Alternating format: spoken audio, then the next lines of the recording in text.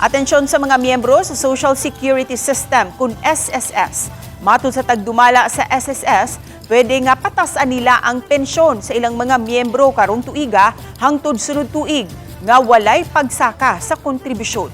Tungod matud pa kini sa maayong financial performance sa pension fund.